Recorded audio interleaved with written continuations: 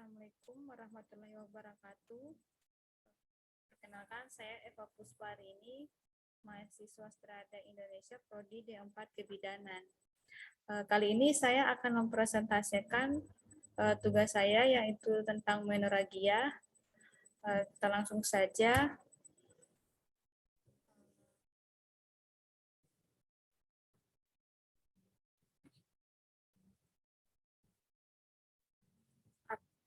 Pertama, apa itu menorrhagia?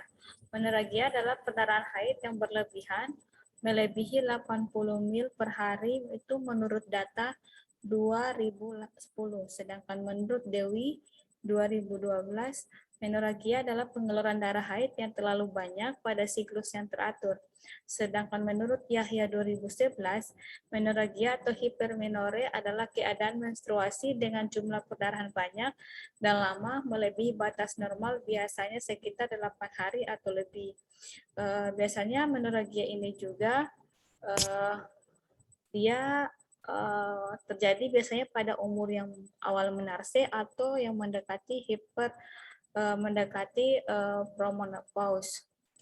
Terus etiologi menorrhagia ini terbagi atas 4 kategori, yaitu pertama penyebab organik, kedua endokrin, anatomi, dan iatrogenik. Penyebab organiknya ini termasuk infeksi seperti pada infeksi menular seksual, gangguan perdarahan seperti pada penyakit von Willebrand. Penyakit von Willebrand ini penyakit di mana rendahnya pembekuan protein, dan disfungsi organ seperti disfungsi ginjal dan disfungsi hati. Terus penyebab endokrinnya termasuk diantaranya itu disfungsi kelenjar adrenal, disfungsi kelenjar tiroid, hipertiroidisme atau hipertiroidisme, dan tumor hipofisis atau pituitari. Selain itu, terdapat juga kondisi bisa mengganggu fungsi endokrin, yaitu PCOS, obesitas, siklus anovulasi, dan berikutnya penyebab anatominya itu termasuk fibroid dan polip, sementara penyebab iatrogeniknya termasuk hormon steroid, obat-obatan kemoterapi, dan antikoagulan. Berikutnya diagnosa menorrhagia.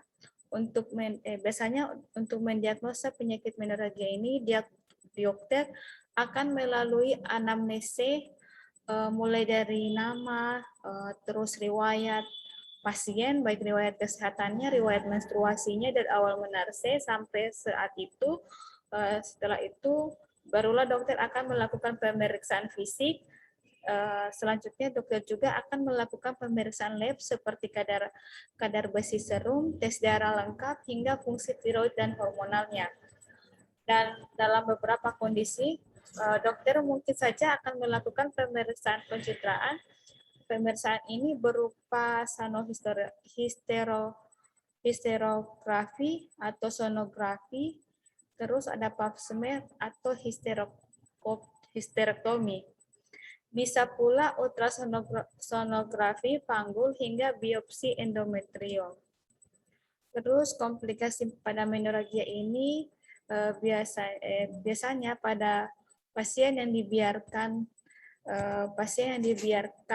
menorrhagia itu dibiarkan tanpa penanganan bisa menimbulkan komplikasi pada pengidapnya. Misalnya anemia akibat kehilangan darah dan berkurangnya sel darah merah yang bersirkulasi di tubuh. Selain itu, menorrhagia juga bisa menimbulkan nyeri yang parah seiring dengan perdarahan menstruasi yang berat. Pengidapnya juga bisa mengalami kram menstruasi yang cukup menyakitkan. Terus, penata laksanaan menorrhagia ini pada dasarnya penata laksanaan menorrhagia baik terapi obat maupun intervensi bedah hampir sama dengan penata laksanaan perdarahan uterus abnormal yang lainnya. Namun biasanya pada menorrhagia ini kontrasepsi hormonal adalah salah satu terapi yang bisa digunakan. Kontrasepsi hormonal biasanya dipilih oleh pasien menorrhagia yang masih menginginkan anak di masa depan. Terus kontrasepsi hormonal bisa digunakan pada terapi ini yakni IUD berisi levonorgestrel. Terus ada pil kontrasepsi berisi progestin, biasanya ini diminum selama 14 hari. Terus pil kontrasepsi kombinasi.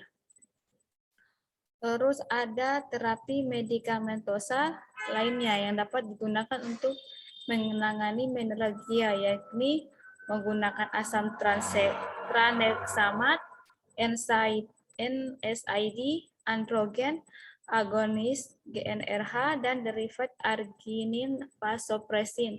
Sementara terapi beda yang dapat dilakukan untuk menangani menorragia yakni myomectomy, dilatation and curette, hysterektomi, dan ablasi endometrium.